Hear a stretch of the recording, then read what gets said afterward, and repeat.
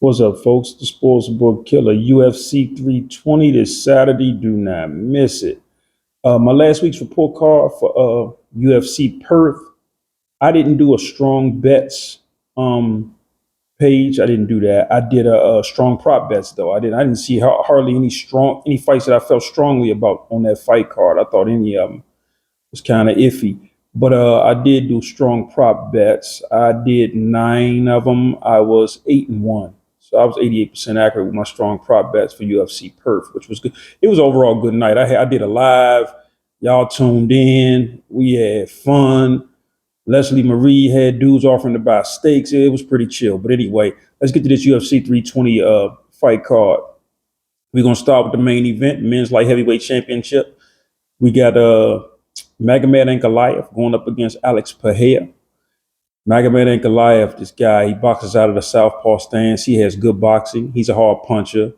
He has a variety of kicks he likes to use. And he has really good cardio and good calf kicks. He's a phenomenal striker. I'll just say straight up. He can grapple, but he's not the best grappler, but he is a really good striker. Alex Pereira, he boxes out of the orthodox stance. He's a kickboxing black belt.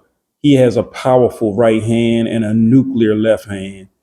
He has great takedown defense. He throws some hard calf kicks as well. And he doesn't wind most of his strikes up. He don't wind his kicks up. He don't wind his left hand up. He just touches you and is over. And only thing I don't like is, like I said, he don't set his power punches up with jabs. That's what I don't like. But when he touches him with his left hand, it's lights out. So, and he does have decent cardio now. I was always concerned about his cardio, but it's gotten better. It's gotten better. And this is the rematch. Ankalaev beat him by decision in the first fight. And Pereira says he was only fighting at 40% that first fight. So this is chance to get back right now. Alex Pereira is plus 210. Magomed Ankalaev minus 258. Magomed Ankalaev couldn't take Alex Pereira down in the first fight. I'm going to take a chance and sprinkle a little some on Alex Pereira. Not going heavy on him. But if Ankalaev can't take Pereira down, that's more of a chance of Pereira landing that left hand. It's more of a chance, gives him more of a chance to land it. And if Ankalaev can't get the fight to the ground, I mean, he got to stand and strike with Pereira. And I'm going to take my chances with Pereira in this one. Like I said, I ain't going to put nothing heavy on him, but I'm going to give him a shot, see if he can get it done. I'm also going to take the over 1.5 round prop, the over 2.5 round prop, but then I'm going to take the under 4.5 round prop in this one. And that's pretty much it for this. Like I say, I ain't going heavy on him, but I'm going to give him a chance, see if he can land that left hand. Because Ankalaev got to last all night without getting touched with that left hand. So that's what I'm going to do. And like I say, over 1.5, over 2.5, under 4.5. Next fight. We got the men's bantamweight division. This is going to be a very interesting fight. Champion Merab Dvalishvili going up against Cory Sandhagen. Merab, he's a judo black belt, boxes out of the orthodox stance. He has good boxing, relentless grappling, relentless and phenomenal takedowns. He has good takedown defense. He has great cardio. The guy can just keep going and going. And he's currently on a 13-fight win streak. He looks unstoppable now. Cory Sandhagen, he's a Brazilian jiu-jitsu brown belt. He boxes mostly out of the orthodox stance. He can go southpaw though, but he boxes mostly out of orthodox stance. He's a versatile striker. He has great takedown defense. And he has really good scrambles. You take him down, he scrambles back up really well. And he has a great ground game as well and great cardio. So this is a tough one. Cory Sandhagen will be live in this fight. And it wouldn't surprise me if he pulled off the upset, but I am going to lean Merab in this one. I am. I think Merab just going to keep shooting takedown after takedown. But Cory Sandhagen, I think, may even be a little better in the striking than Merab. So Merab's going to have to keep shooting those takedowns. But what I'm going to do is hedge. I'm going to put Cory Sandhagen in one parlay. I'm going to take the plus 5.5 spread. That way, if it's a really close fight, I can hit on both tickets. But my initial pick is going to be Merab. I think Merab should have enough to edge Cory Sandhagen. I do. But just in case he doesn't, plus 5.5 and Cory Sandhagen as well. And I'll be taking the over 1.5 round prop, the over 2.5 round prop. And I'm also taking the over 3.5 round prop in this one. Next fight. we got the men's light heavyweight division. Jiri Prochazka going up against Khalil Rountree Jr. Jiri Prochazka, y'all remember he beat Alexander Rakic. He beat Glover Teixeira in a tough fight. And he knocked out Jamal Hill. He boxes out of the orthodox stance, but he's a wild man in there. He moves around so many different kinds of ways. He has good boxing. He's a hard puncher. He's great cardio. And he's a hard, versatile striker. Khalil Rountree Jr., he boxes out of the southpaw stance. He has good boxing, KO power, fast hands, powerful kicks. He beat Anthony Smith by knockout. That don't say a whole lot. He beat Jamal Hill as well, but he beat him by decision. And Khalil Rountree Jr. throws some really hard body kicks. In this one, I'm going to take a chance and go Jiri Prochazka. I'm going to take a chance on him. And I'm going to take the over 1.5 round prop and the over 2.5 round prop. He got a wide variety of strikes, and he comes from so many different angles. I think he may edge Khalil Rountree Jr., but with that punching power, Khalil Rountree Jr. is always live with that punching power he possesses. But my pick's going to be Jiri in this one, and like I said, I'll take both overs. I think the fight goes the distance. Next fight, we got the men's featherweight division. Josh Emmett's going to be going up against Yousseff Zalal. Josh Emmett trains over at Team Alpha Male. He did knock Bryce Mitchell out cold, and he beat Calvin Kattar, but that was by split decision.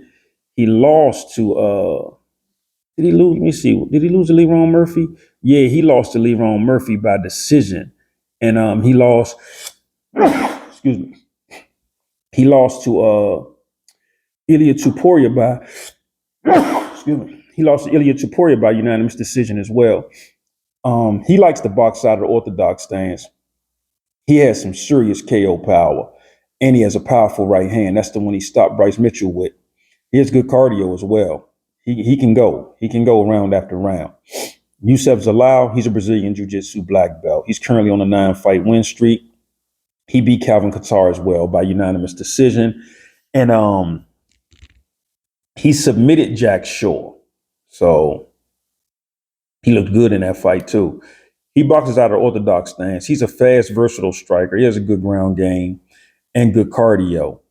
I'm going with Yousseff Zalal, even though he's like minus 425. You got to give up 4-1 odds to bet on him. I'll take my chances with Yousseff Zalal. I think he'll outrun Josh Emmett. I think he'll just keep on striking. He's fast, so he'll just outstrike Josh Emmett and outpoint him. But if Josh Emmett lands that right hand, he can't upset the apple cart, so be careful. But I'm going to take my chances with Yousseff Zalal, and I'll also take the over 1.5 round prop and the over 2.5 round prop in that one.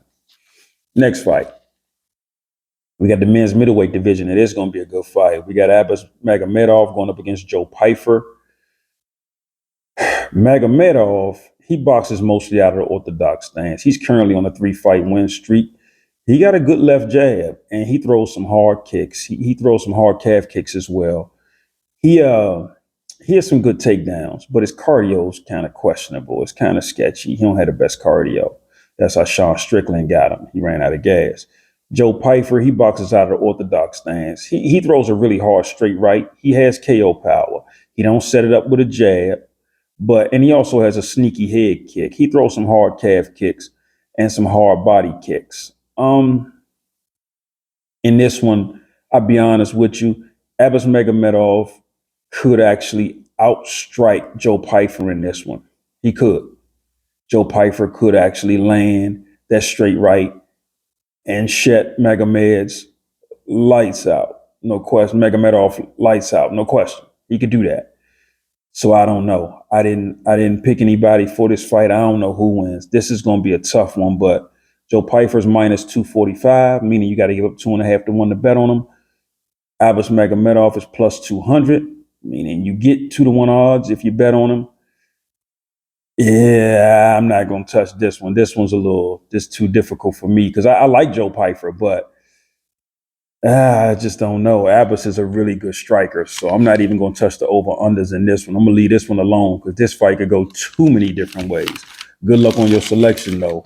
Next fight, we had the men's middleweight division. Ateba Gautier going up against Treston Vines. Treston Vines is like a last week replacement opponent for Gautier. Gautier They didn't even put a lineup. DraftKings doesn't even have a lineup for this fight. And I looked at a couple other sites. They didn't have money lines up for this fight. So Gautier is probably going to be something stupid like -1,000 or -1,400 or something.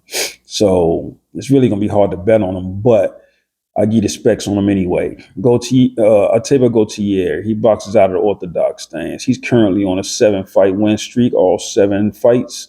He won by knockout.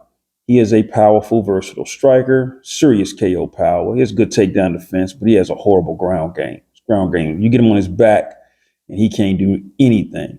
Treston Vines, he boxes out of the orthodox stance. He's a versatile striker. He has weak takedown defense, but he is currently on a 4-fight win streak. And all 4 of his wins have been in a lower tiered organization, not UFC wins, that's for sure.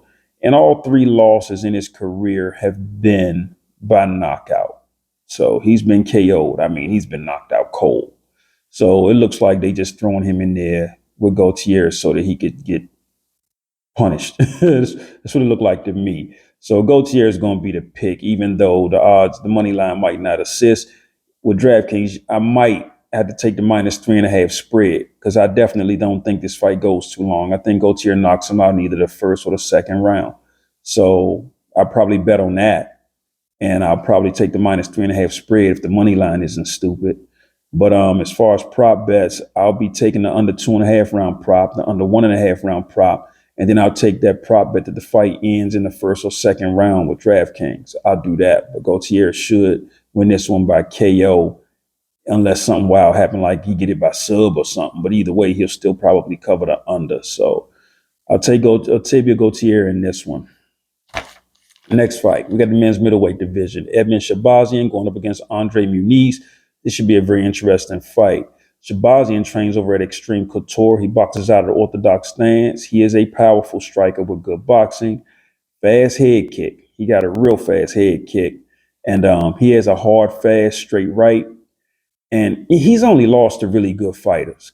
He normally don't lose to bums. He gets, he has some trouble with some really good fighters. But Shahbazyan, he's starting to come into his own now. Andre Muniz, he's a Brazilian Jiu-Jitsu black belt, boxes out of the southpaw stance. He has okay boxing. He's a versatile striker. He has a good ground game, but he got knocked out by Paul Craig. And he has been KO'd 6 times in his career. So, I mean, if Muniz gets you to the ground, he got a good ground game, no question. But I'm going to take my chances with Edmen Shahbazyan. I am. I'll take Shahbazyan in this one. He's -218, meaning you got to give up just over 2-1 odds to bet on him. I'll put Shahbazyan in the parlay, see what happens. And I'm also going to sprinkle a little something on the under 2.5 round prop. Next fight. We got the men's bantamweight division. Chris Gutierrez going up against Farid Basharat. Chris Gutierrez boxes out of the orthodox stance.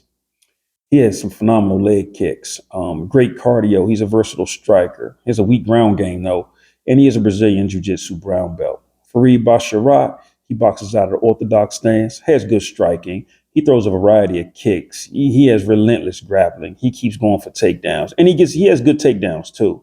He has a good ground game and good cardio. Right now, Farid Basharat is -485, meaning you got to give up almost 5-1 odds to bet on him, but I think he beats Chris Gutierrez, especially if he gets his wrestling going. He gets that wrestling going, crowd the kicker, so he don't take too many of those leg kicks. He should be able to win this fight with grappling and just wear down Chris Gutierrez. So my pick's going to be Farid Basharat, and he'll probably be one of my strong picks. And I'm going to sprinkle some on the over 1.5 round prop. Gutierrez is normally a decision magnet, so I'll take over 1.5 round prop and Basharat in that one. Next fight. We had the men's featherweight division. Daniel Santos going up against Joosang. Daniel Santos is a Brazilian Jiu-Jitsu purple belt. He has really good boxing. He's a hard puncher with good takedowns, good ground game. He boxes out of the orthodox stance, and he has good cardio. Joosang, he's a Brazilian Jiu-Jitsu purple belt, boxes out of the orthodox stance, has KO power, good takedown defense, a good ground game, strong chin. His cardio tends to fade midway through the second round. And he one-punch KO Jacob Sarahi. So, and it wasn't even a wind-up punch. It was like a halfway wind-up punch that he put him out cold, face planted him. So Joosang, you got some power, and he's 9-0, so he's undefeated. I got to take Daniel Santos in this one. I watched Daniel Santos fight, and the way that he can mix his boxing up with his wrestling, I like it. It's not guaranteed to win. He's at minus 142 money line. I'll take Santos because he got a good strong chin, and he can hit, and he can box, and he can wrestle, and he got a good ground game. I take my chances with him. If I lose, I lose. But if I hit at minus 142 in a parlay, that's going to be a nice hit. And I'm also going to sprinkle something on the over 1.5 round prop. But Santos will be the pick. Next fight. We got the women's bantamweight division. Macy Chiasson going up against Yana Santos. Macy Chiasson, for one, she's 5'11". She's a Brazilian Jiu-Jitsu brown belt. She switches stances quite often in her fights. She's a good boxer. She has some good boxing. She has weak boxing defense, though. Buena Silva hit her clean quite a few times. She got a nice chin, though, but she got hit clean by Silva quite a few times in that fight. She throws some hard kicks. She has a good ground game, and she has good cardio. Yana Santos, she trains over at American Top Team. She boxes out of the orthodox stance. She has good boxing, powerful kicks. She has good cardio, and she's a versatile striker, no question. Looking at both of these ladies fight, I'm going to take my chances with Macy Chiasson. Macy Chiasson is big, and she can wrestle a little bit. And she can strike some, but I'm hoping she shoots for the takedowns and gets the fight to the ground. I think that's her best path to victory. I'm also going to take the over 1.5 round prop and the over 2.5 round prop in that one. Next fight. We got the men's bantamweight division. Patchy Mix going up against Jakub Wicklocks. Wicklocks, I know I'm probably not pronouncing his name right, but I just call him Jakub. Patchy Mix trains over at Extreme Couture, boxes out of the southpaw stance. He froze up on us when he fought Mario Batista. When he came to the UFC and fought Batista. And Patchy Mix looked like he was like a deer in the headlight, didn't know what to do. But he is a versatile striker. He has a nice right jab. He has a strong chin, good takedowns, and good cardio. Jakub, he boxes out of orthodox stance. He's a pressure fighter. He throws a lot of front kicks in his fights. And this will be his UFC debut. He coming over from KSW. He has good takedowns and a good ground game. But I'm going Patchy Mix. I put Patchy Mix. I know a lot of us put Patchy Mix on the do not bet list after he lost to Bautista and the way that he lost to Bautista. But I think he can beat this dude. And if he can, why not make some money? I think I got him earlier tonight. It dropped from minus 310 to minus 295. So people starting to bet on this other guy. And, I'm going to take my chance. And I'm going to take my chance on Patchy Mix. I'm not going to take an over-under because it's too unpredictable. This guy in his UFC debut, I don't know if he lasts or if he gets submitted in the first round. I don't know. But I'll take Patchy Mix to win. Next fight. What we got here? Oh, we got the men's welterweight division. I ain't too excited about this fight. Ponahele Soriano is going to be going up against Ankalaev Varetnikov. Now, Soriano, he's a judo brown belt, former high school wrestling state champ. He trains over at Extreme Couture. He boxes out of the southpaw stance, has good KO power. And I don't like his cardio, though. His cardio tends to fade. Right around toward the end of the second round, you'll see him start to really slow down. All right, man, where'd my light go? Hold on, let me get my light back, y'all. All right, there we go.